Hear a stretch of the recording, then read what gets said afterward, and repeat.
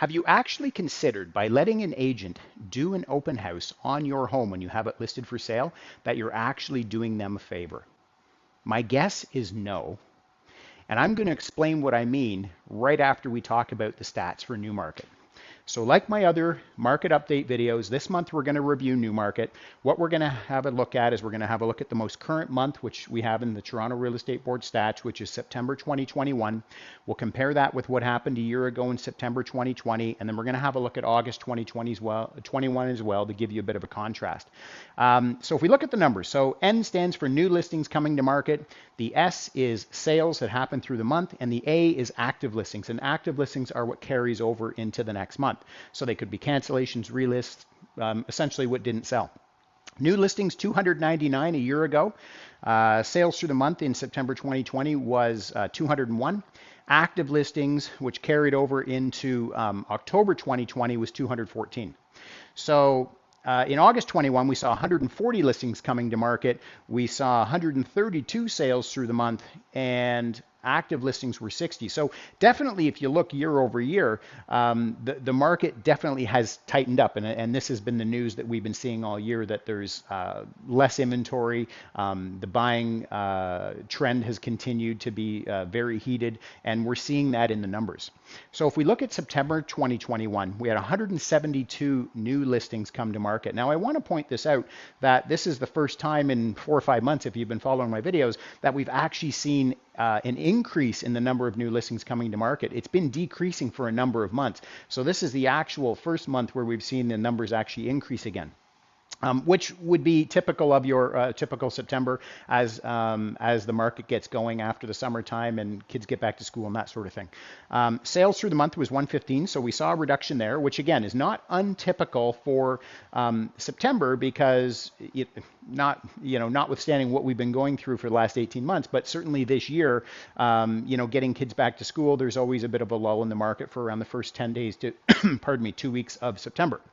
Active listings, which carried into October 2021, are 94. Average sale price across all home types. Now, this is inclusive of condos, semis, towns, links, absolutely everything. 917,000 a year ago. In August, 1,104,000. Currently trending at 1,138,000. Sales to new listings ratio, or what's known as the SNLR, it's also known as the absorption rate. It tells us that out of the homes that come on the market each month, what is the percentage of them that are actually selling? So 67.2% of the homes a year ago in September that came on the market sold. 94.3% of the homes sold in August. Now, if you want to talk about what's a buyer's market, what's a seller's market, typically when you're under 50%, you'd be considered a buyer's market. When you would be between 50 and 60% absorption rate, that would be considered a balanced market, so there is enough supply to meet the demand.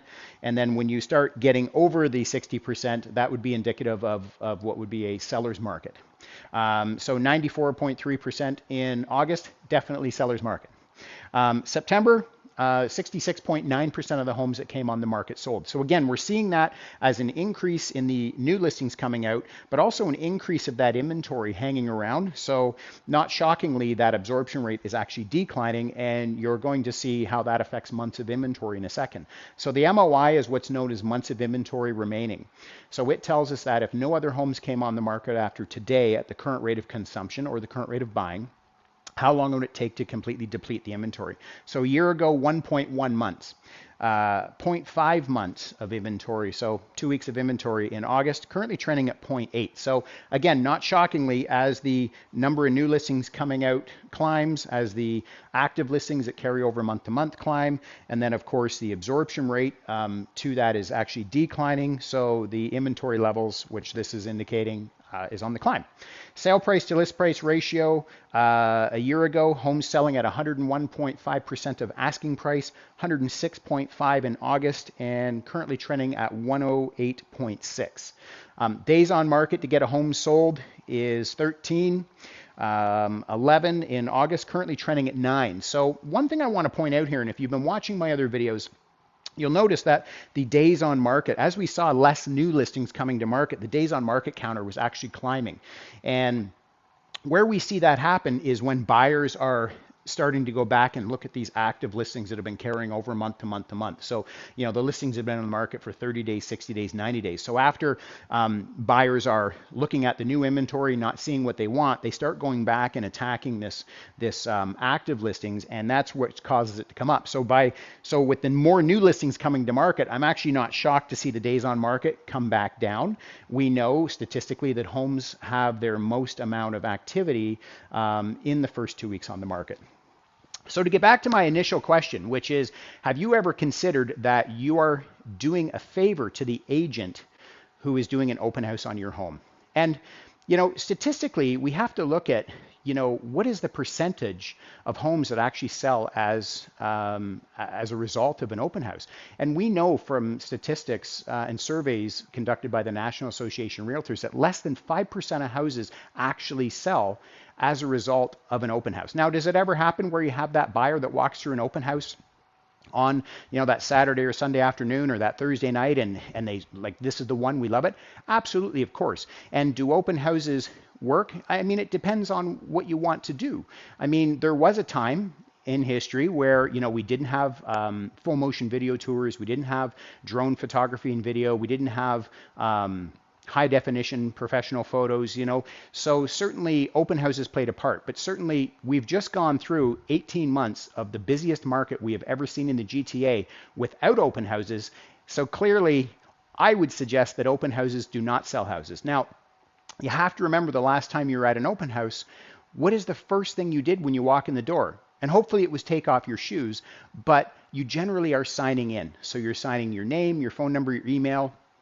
As the agent who is hosting the open house wants to track everybody through there. But primarily open houses are a lead generation activity. Now again, do open houses have a place? Absolutely. Maybe you're a busy professional. Maybe you have little kids and you're trying to funnel, the traffic through your house into, more into, those open house time slots so you can better manage your time with your family and things like that. So there is a place for them. But at the end of the day, again, going back to, we just went through the busiest 18 months of the market without open houses, and houses were flying off the shelves. So if you ask me, do open houses sell houses? I think they had a place in history, but I don't really think so anymore. And like I say, I would certainly suggest that, when you have an agent doing an open house for you, you are doing them a favor so that they can generate leads and activity for people that may not buy your home, but may buy something else. I hope you found all this information helpful. If you have any questions about it, please do not hesitate to reach out.